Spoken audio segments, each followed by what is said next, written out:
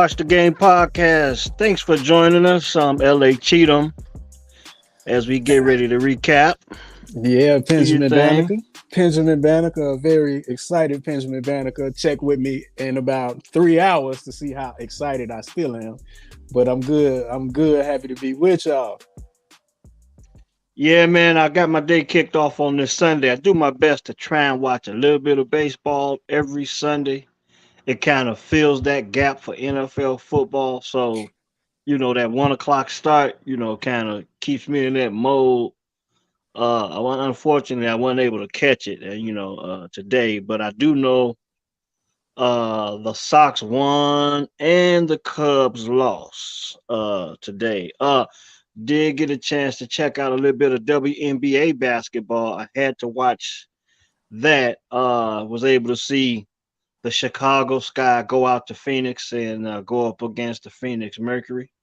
It was Brittany Griner's first home game back in Phoenix. I wasn't able to see her first game. I think they broadcast that game kind of late a few days ago, so I wasn't able to check that out. But I most definitely want to check out that game today. And the Sky went out to Phoenix and got the win. Big shout out to my local talent, Gary, Indiana's own, Dana Evans, with the departure of Candace Parker and so many other players from that championship squad they had 2 years ago. I think it's given Dana an opportunity to play her position. I think she started today's game. I think she finished up with 15, 13 points. I think she was second in scoring. Copper led them with 15, and Williams poured in another 13 as well. But as far as Brittany got out the gates today, 27 and 10. But Sky walked away with the win. I think the final score was like 75-69 today out in Phoenix. I was kind of hoping that down towards the stretch of this game that the officiating wouldn't get sketchy in favor of Brittany Griner. Uh, And for the most part, the Sky held on and they closed this game out pretty big. Like I said again, Dana Evans with some clutch plays down the end, and then Williams. Let me see what that first name. I can't remember her first name, but she was big at the end, hitting a big mid range shot. Decent game, man. And if you're a true basketball fan, you should enjoy watching pretty much anybody watch anybody playing basketball. Me myself, I enjoy watching FIFA. I don't know how many people enjoy watching basketball like that, but at times I can appreciate a good FIFA basketball game. So without further ado, let's kind of touch on last night's matchup before we prepare for tonight's matchup. Last night's yeah. matchup in LA.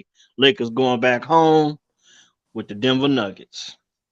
Yeah, man. You said it was a must win for Denver, and they went out and got the job done. Jamal Murray went haywire in the first half. I think he had 30 at halftime. He only finished the game with 39 or something like that. I think he was 2 of 9 in the second half, but that it was just a complete team effort. It was him in the first half, and then down the stretch, it was him and Jokic, 2 man game in the death. And really, my biggest takeaway from this game, we've been raving about LeBron James playoff experience. He's too old now. This is what this has come down to. LeBron is 38 years old, 20 years in the league. It's a lot of miles on his body. When can you recall a playoff game, must win, where LeBron had 23 points? That's not enough to get it done. He's still the best player on the team because I think Anthony Davis is just too inconsistent, but his best player is not enough to lift everybody else on that Lakers team, and the deficiencies. That was my biggest takeaway from it. Like, yo, we may be looking at the end of the LeBron James era as we know it, with the Denver Nuggets going up 3-0. Well, you got the Laker fans already chirping. The Lakers are not quite done yet. They're down 3-0, but you already got Laker fans chirping to bring Kyrie Irving in to LA next year. So, I don't even know if that's enough. I don't even know. LeBron is not. He's not 28. He's not 32. He's not 34. He's 38 years old. Next season he'll be 39. Year 21. It's just his his dominance that we've seen. Pretty much, pretty much, you could put LeBron on any team for the duration of his career, and they was championship contenders, right? We can yeah, agree. they're championship contenders right now. I just want to think, you got to rethink, consider the fact that the Lakers' approach to playing the Denver Nuggets, the lack of adjustments, and the lack of depth at a few positions. What I mean when I say that is, as much as I criticize Miami for not having a legitimate backup for Bam Adebayo in Miami, I Right, think it's the same situation with the Lakers in LA. When you talk about Anthony Davis, see, this is a situation where Anthony Davis needs help, and his help has to come off the bench. When you sit Anthony Davis down, you have to have a serviceable center to compete with Jokic. Not so much point for point, but just to defend him. You know what I'm saying? And to put pressure on him for a few possessions on the offensive end. Don't have to really score, but he has to defend. You need another defender that can help when AD is either on the bench or that can help him in spells. And when I see people wonder, how do you stop Jokic? They keep throwing this up. And in my opinion, for a lot of people to ask that have seen this game over the years, do you remember when Chicago Bulls used to throw the Doberman defense in? yeah, It was pretty much a full court press, trap and press. So yep, now if Jokic is going to bring the ball up, you have to trap and press him. You want to handle the rock? We're going to force you to make decisions for a whole 94 feet. You know, you got to experiment with this defense. Guys like D'Lo and Schroeder, you got to get them up under them, and then kind of let. I think I would like to see AD pick them up at half court. If you get what I mean, if you could picture what that would look like, yeah. I think you can get the ball out of Jokic's hand a lot quicker in that situation if he's going to bring the ball up. Because at this point, he's just flat out embarrassing them. He's getting a free run to the basket, a free run to the front court, and once he gets to the free throw line or the 3 point line, the reversal box, I mean, he can do whatever he wants because at that point he's just facilitating for a score. You You have to you make him, yeah, go ahead. You have to make him change direction in the backcourt.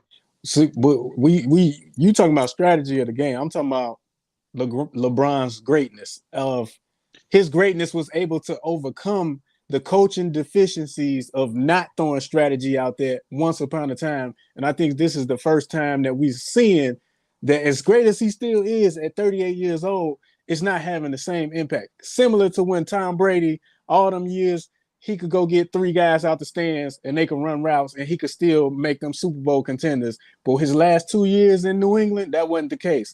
When he went to Tampa Bay and he had some serviceable, I mean, not even serviceable, he had all pro Mike Evans on one side, he had Chris Godwin, he had a running game, he had a strong defense. He could still pull the trigger and still get you to a Super Bowl. That's what I'm trying to say. Like, we seeing the end of his dominance of being impacting the game as it has his whole career. That's what I was talking about. But yes, I agree with you on the Yoke. They was letting Yoke bring it up, especially in the fourth quarter.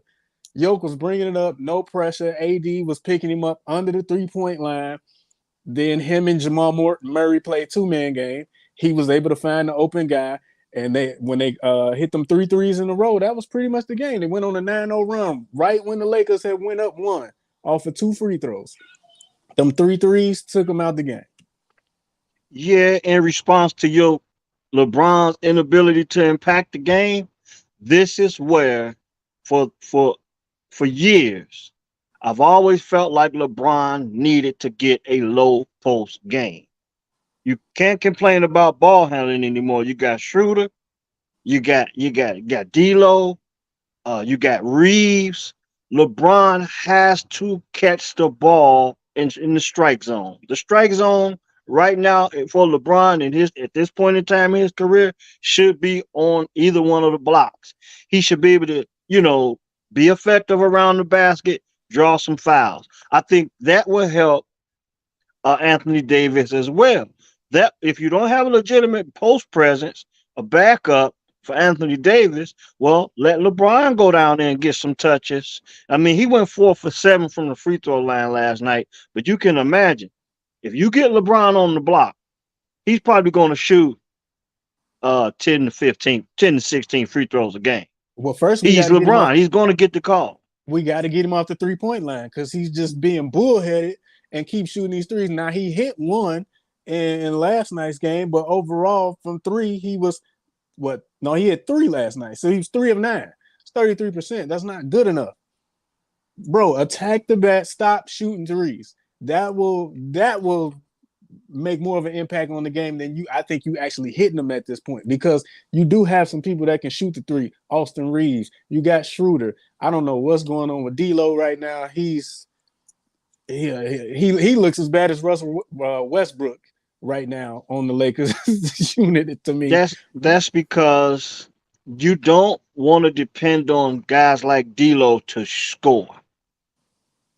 I mean, when Reeves has got it going, Archimori's got it going, then that tells me that I need Reeves. I need not Reeves, but I need D'Lo and I need Schroeder to facilitate. And when the game is tight, I need LeBron to be around the basket.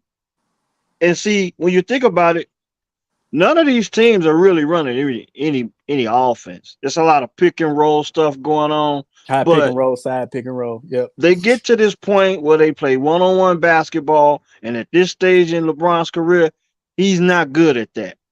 And he had about 2 or 3 years ago, he needed to develop a low post game. He needed to develop a low post game because he's going to get the call. All of this playing downhill for LeBron, it looks good at his age. It looks good. LeBron's taking great care of himself, but at this point, he can't get by these young guys the same way. I mean, in transition, he can beat one guy to the rim. When you talk about when the defense is set, I would like to see LeBron get more catches around the basket, put pressure on either Jokic or whoever's guarding him, so he can get more free throw attempts. Because that's how the Lakers win basketball games. They have to shoot free throws. And That's how they won games all year long. I'm sure he knows that. But who on that team can hold him accountable to do that though? Can And Darvin Ham tell him, that's "Hey, another Bron, thing with we LeBron. need you to can you get down low?" In Miami, D Wade could tell him because they was like peers. I don't know if Bosh could, but I'm sure Bosh could have some cachet where he could tell LeBron something. Who in the second half of his career can tell LeBron, "Yo, bro, we need you to do this." Especially, I keep coming back to the threes because if he's my teammate, it's got to be like, "Yo, man, come on." Like, that's not what we need right now. That's not what we need right now, especially when we in the film session, there's other ways that you are affecting the game. There's other ways we know, like you just brought up, we one of the highest shooting free throw teams in the league. That's how we win games. Attack the basket. Who can tell him that? There's no Udonis Haslam there. There's You no would think it's Darvin Ham. He's the coach. He's a champion. He's got championship pedigree. He played on the '04 Detroit Pistons. And this is the thing when you talk about LeBron. When outside of playing for Miami and playing under that situation with under the tutelage of Spoelstra and Pat Riley, they made sure it was a way we were going to go to get it done. But LeBron was a totally different basketball player at that time. Now it's like he should have a little bit more respect for Darvin Ham's for his ability to coach and his opinion. And whether or not Darvin Ham is asking him to do those things, we don't know. From the looks of it, they're not. But AD is catching the blame for a lot of this, but he needs some help. I mean, around the basket. You have to put more pressure on the Denver Nuggets on defense, and it's obvious you can't really do it on the perimeter as far as creating your own shot. They don't have enough ball and player movement, so you have to figure out a way to get LeBron closer to the basket. And to me personally, that's how I would do it. Now, Lakers got their back against the wall, but we cannot deny the the greatness of the Denver Nuggets. They've been the best team in the West since December, The and league. as yeah, yeah. I mean, they took the West over in December. So since we're in the Western Conference Finals, it's pretty much holding true. Now you're in a situation where uh the Denver Nuggets can play either way. They can play through Jokic, they can play through Jamal Murray. But see, this is the thing. I think the Lakers need to do a better job of taking their shots at the Nuggets when Jokic is on the bench. That's another thing they got to be able to capitalize on when he sits down. They cannot let Jamal Murray kill him when Jokic sits down. I don't know if you remember. This is one of our earlier shows. It probably was still in football season. We was just touching on the league. We weren't really covering it. Remember I said about Darvin Ham? I said, is he a coach or is he a figurehead? It's looking a lot like he's a figurehead right now. If he can't coach the team with with LeBron there, and to be honest with you, Denver's just a better team, top to bottom. Should the Lakers be on the verge of getting swept? No, they shouldn't. But I think that's all. I think that's what we're looking at this point because I just think the Lakers this uphill climb is going to be too much for them. It's going to be too much, and I think they already let go of the rope last night. And I think this thing is going to be over tomorrow night, and we're going to be looking at Denver as the Western Conference representative to be in the NBA Finals. Well, you would think this most definitely is a must win for the Lakers. I mean, I It mean, it's don't get no obvious. I more mean, must win. they Yeah. down 3-0. You know what I'm saying? Uh LeBron James is still on the floor. Okay, I'm not gonna bet against LeBron. I'm just not gonna do it until he's out. I'm not Okay. gonna do it until he's out. I can see where he's tired. I can see where the lack of adjustments with the Lakers, but I still think the Lakers, looking at how they do make these pushes, at some point in time during these games, like they made a push last night just before halftime, if they could put together 40, 40 minutes of basketball, I think that's good enough, They got to considering do they're it at home. 4 times in a row, though. Yeah. Well, That's I'm just going. We got to focus on the thing, one thing at a time. One game at a time is the only way the Lakers can look at it. They can't look that far uphill. So I'm talking from a Lakers perspective right now. but I'm I'm They I'm have I'm to talking defend their home court at least one time. They were undefeated in the playoffs up to this point last night. right, but I'm talking about in the scope of it. Yeah, you can get one game. If they win the next game, okay, cool, and then you go back to Denver and lose. But you just played an extra game, put an extra travel log on the Lakers budget sheet. That's all you did. Do you see this team winning four? It ain't even they got to win 4 out of the next 5. They got to win the next 4 in a row. And I just don't. That's why when you said you ain't gonna bet against LeBron until he's out, No, I'm not. listen. I just don't see it. Maybe he can muster it up for one game, maybe 2 games, but to beat Denver 4 straight games, Denver's too good, and he just ain't got enough left. So we can write Denver. Look, where my pencil at? Where's that? Here's my pen. It's permanent. Okay, I'm gonna put Denver in the NBA Finals right Hey man, like you said, I understand totally where you're coming from. I'm just talking about the Lakers from the game to game perspective. Now they've been undefeated up before last night's game against the Nuggets. They have to they all they can do is look at, let's get one win. Now, do I think they're capable of winning 4 in a row? Probably not. It's never been done. It's never been done in history. But at the same time, I'm not gonna bet against LeBron. Now, I'm just not gonna do it until it's done because the Denver Nuggets, they the Lakers have shown the ability to just fight in these games. Now, like I said, they got an uphill battle. I'm just not gonna bet against LeBron right now. I'm not gonna do it. I'm not gonna say he's gonna win this series, but I'm gonna say they're gonna get one game. They're gonna get tomorrow night. They're gonna defend the home court, and then they're gonna have to deal with that mile high altitude in Denver, and I think it's over in 5. Hey, listen, Brian probably making Bronny's summer workout schedule to get ready for USC. That's what Brian thinking about right now. I got 4 championships. I'm LeBron. Hey, if LeBron is thinking about his legacy, Oh, this would be amazing if he pulls this off. Yeah. but what I'm saying is either way, he cannot get swept.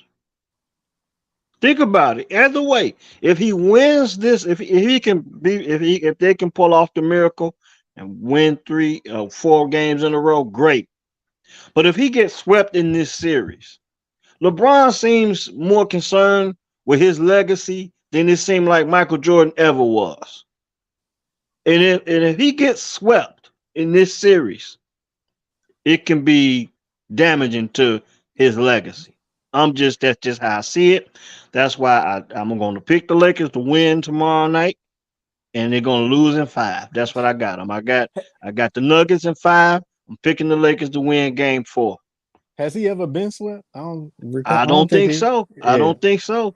And since we talking about goats and legacies, um, Mike got I don't swept. know. I don't. You Mike got swept early in his career, right? Yeah. He got swept when he By dropped the Boston. 63 on Boston. He got Okay. swept that year. I think he got swept by the Bucks one year.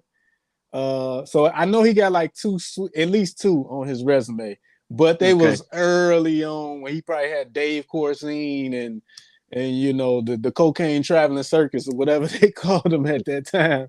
Yeah. Them was still his teammates, but once he got rolling, he never got swept. Yeah. Once he won that first championship and at least was able to get to the Eastern Conference Finals, he wasn't getting swept. And he didn't play in many game sevens to be exact. But that's what it's gonna take for LeBron to pull this thing off. He's gonna have to get it done in 7. I got the Lakers winning game 4, losing in 5. That's pretty much how I got it. We didn't touch on stats in this game, but people you have to consider Bruce Brown and Caldwell Pope. The role that they're playing in this series, hitting shots and handling the basketball for Bruce Brown. When Jamal Murray is getting off the way he's getting off, in like in that first half, it was Bruce Brown bringing it up. And for the second game in a row, it looks like they have found another ball handler. Now, that's not the issue with the Lakers. They got ball handlers. This is why I would like to see LeBron come off the ball, man, because he can't play with pace anymore. And when you watch LeBron bring the ball up, he's walking it up when the defense is set. But with the Nuggets, they got 2 guys, at least 2 guys, because I don't like Gordon bring it up. I really don't. At I all. don't care to see him Yeah. bring it up. So Bruce Brown and Caldwell Pope making shots. Bruce Brown running the floor. He did a great job running the floor, putting pressure on the Lakers defense, and then bringing the ball up, getting them into some action so that Murray can, either play downhill or catch and shoot. That's the difference in this game. That's the difference in this series. I want to say is the role player stepping up because yeah, you got Jokic doing his thing, you got Murray doing his thing, but Caldwell Pope and Bruce Brown are making some big plays in big moments when they need them most. I mean, I don't give a damn if it's just getting a rebound; they getting it done at some special times during the game. The reason why I said it was a big game for Denver in Los Angeles because the inexperience of the Denver Nuggets on this stage going into LA, getting a win was big. Now I think they're gonna be playing with house money now. Hey, let's touch on your Heat and your Celtics tonight. I think we about 30 minutes before tip off in that game. So what you think need to happen tonight? Man, he pretty much need to keep doing what they've been doing. I think they psychologically broke Boston game two. Uh, it depends on what we're gonna know early what type of game this is gonna be, depending on Boston start. If Boston comes out and they have a slow start, turning the ball over, now, and we can't say like it ain't like the Miami Heat got a great home court advantage because the fans arrive late. It'd be damn near the second quarter before the stands is full. So if Boston get out to a good start, I think they got a shot to, compete in this game. I don't think they can win the series at this point because I just don't think mentally they got enough to beat the Heat 4 out of the next 5 games. I don't see that happening. But the way Jimmy is pretty much putting his team on his back and willing these guys, and he's not even really willing them. He's the tip of the arrow. But these other guys believe that they can win the game too. The Max Struces of the world, the Duncan Robinsons, the Gabe Vincents. All of these guys are playing with supreme confidence right now. And what's the old saying? When you get a dog down, you got to kick him. Well, Miami is the least talented team in this series, and Boston didn't let them hang around. And now you up 2 games on them. So now you got to be, again, you got to win 4 out of the next 5. That's a daunting task. And I think Miami still has another defensive level that they can get to because they gave up 100 over 100 both games. I think like what was the score of the last game? Like 106 they gave up or something like that. Like let's see what happens if they really turn up that defensive pressure. Let's see what happens if Spo went back in the lab and came up with something for that high pick and roll that they was getting beat with in like third quarter of game 2. If they can shut that off, this thing might get ugly early. Yeah, and when you talk about talking about a team playing with house money, it is the Heat. Now, what time, like you say, the crowd might arrive a little early.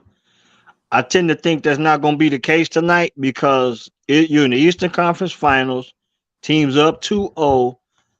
I want to think that the Miami crowd is going to show up early tonight. So, hey, Trust me, I've been it's the Eastern Conference Finals, and you playing with the number 8 seed. I mean, what else can be going on in Miami tonight? That's that's bigger than what this game is tonight. I mean, you're in the listen. Eastern Conference Finals. I've been a Miami Heat fan since 2000. When did Shaq go there? 2004, I think. 2000, yeah, 2004. Because Wade was drafted in '03. So to 2004, I've never seen the crowd be packed in the first quarter. They late arriving. I get it. It's the beach there. It's South Florida. We might be on Biscayne Bay doing what we do. We'll get there when we get there. Even in the Heatles era, I've never seen the crowd be there packed. And I'm talking about NBA Finals game. I've never seen them there when tip off start. Now NBA Finals game, they're a little bit better. They might be there before the end of the first quarter, but I do not expect that crowd to be live and up and roaring at the start of this game tonight. That's just what they do. But fortunately, Heat culture is on time every day of the week, all the time, so it don't even matter what time they get there. But if the crowd was there, they could really tighten the screws in the vice on Boston and really make that thing difficult. But I really don't have too much faith. I mean, the arena been renamed like 4 times this season alone. Okay. Okay. Well, when you think about it like this, in my opinion, for Boston to get back into this series, Jason Tatum, yes, he has to get his numbers. Jalen Brown has to have a much better game than he had in game 2. But one of the keys to this Boston Celtics team in this series, I think, is Smart initiating the offense, and you can't have Jason Tatum setting screens. That can't happen. Now, I think also Boston has to take advantage when it seems like when they sit Jimmy Butler down, they go into this 2-3 zone. It gets kind of lackadaisical. And they've been able to get guys like Robert Williams to get a catch in the middle of the lane. That's how you beat a zone. You either penetrate it or you get a big to catch it in the middle. So now, in order for Boston, if they can get it a step further, now, if you're going to get if they can attack this 2-3 zone a little bit better, and I'm talking about this, If you're gonna get a catch from Robert Williams in the high post, you got to have slicers. Meaning, take one. Jason Tatum's can slice down his right or left side. Jalen Brown can attack down his right or left side. Uh, but Boston has to get more paint points at some point in time in this series and put pressure on their defense, especially when Jimmy Butler is not in the game. Um, they're going to shoot their threes. They're going to make a few of them. But I think when it comes to Boston, it's not about how many threes they make, but it's about so more so how many paint points they can get. Because we know they're going to hit their share of threes, but they can be kind of like Golden State, and they can live by that three and they can die by that three. They need to get paint points, and they need to attack that zone a lot better than they have in the first two games when Jimmy Butler is off the floor. Another thing on the defensive end for Boston, how about sending a double team at Jimmy Butler from time to time? You Nobody's know what done I'm it yet. saying? Yeah. I don't know how effective it'll be, but I think that's something they need to consider. You can't just let Jimmy go one on one with the other Williams kid. That's exactly what he wants. You know what I'm saying? Jimmy Butler probably feel like he can beat any guy off the dribble because Jimmy doesn't settle for three. He gets to a spot mid range or to the rim and he gets a shot off, and that's how Jimmy attacks the D. See, that's the thing you can appreciate about a guy like Jimmy Butler. He has the killer instinct to say, I'm gonna get whatever I can get. You know what I'm saying? We plan to win. It don't have to look good. We As just long as need we to win. win. Yeah. Yeah. Yeah. So Yeah. that's he culture in a nutshell, pretty much. Just get the job done. But Boston has to do a better job of attacking that zone defense when Jimmy's on off the floor, and I think Smart has to handle the ball more times than not. And like I said, you got to, if they can get Tatum off some screens, and I don't expect for them to do this stuff at this point in time of the season. Pretty much, if they haven't done it all yet, they won't do it tonight.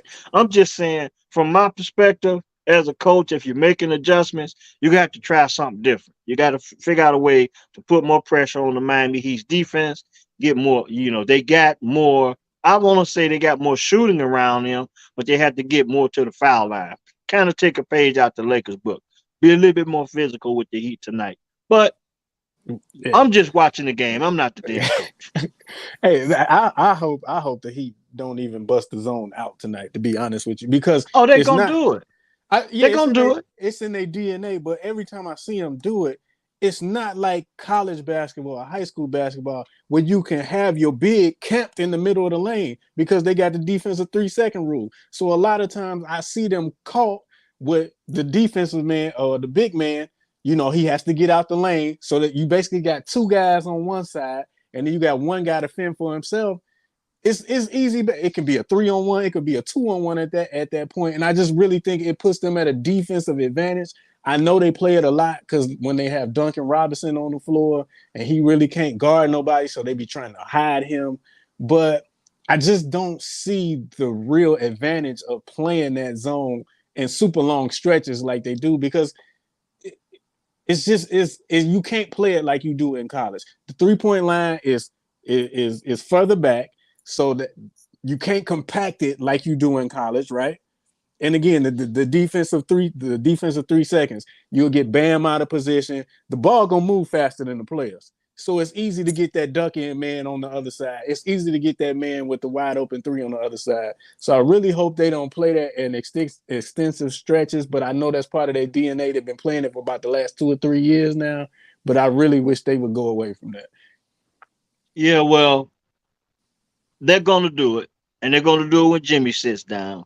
And to your concern, is a better way to play it is like just shelling off to the basketball. Don't give up the catch in the middle, and that's what they've been able to. They're not shelling off well to the ball. It's like they've been playing it so long they kind of get lackadaisical with it, and uh, and I think the reason why they do it is to take away the penetration from guys like Jalen Brown and Jason Tatum from time to time, even Smart. You But don't just want them to penetrate, take their man off the dribble. So you see this when Jimmy's on the bench. So depending on how many minutes Jimmy sits on the bench, I think that's about how long you're gonna see this zone defense from the Heat. Watch tonight when they play. Watch how far them two guards at the top have to come out because you can't leave Jason Tatum out there and give him the open three because he gonna hit him more than he gonna miss him if you give him shoot around threes. Watch how far they have to extend out. Then you get Robert Williams right there in the free throw line area. Then Bam got to come up. Then it's pretty much it's just watch how they play. It's just not really that effective to me, but hey, Spo, you know I what you're get doing. it, but what I'm saying is when Robert Williams comes up to catch on that high post, that weak side guard should be shading him. I know you're going to give some off on the weak side as far as a skip pass, but Right.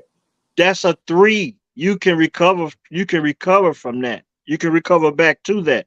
But if you do not allow them to penetrate it, all you're giving up is jump shots. And I think that's the reason why they play it. And that's why I said the Boston Celtics should do a better job of slicing through it and getting guys in some type of slicing action, to keep the Miami defense alert of guys moving around. But that's just me. I think we're gonna see that zone tonight when Jimmy's on the bench. Oh yeah, we're gonna see Uh, it. We're gonna I'm see about to get it. ready to enjoy this game. I think we got about 20 minutes before tip off. So I wanna, unless you got something else, man, I wanna thank Hey, the people for joining us tonight.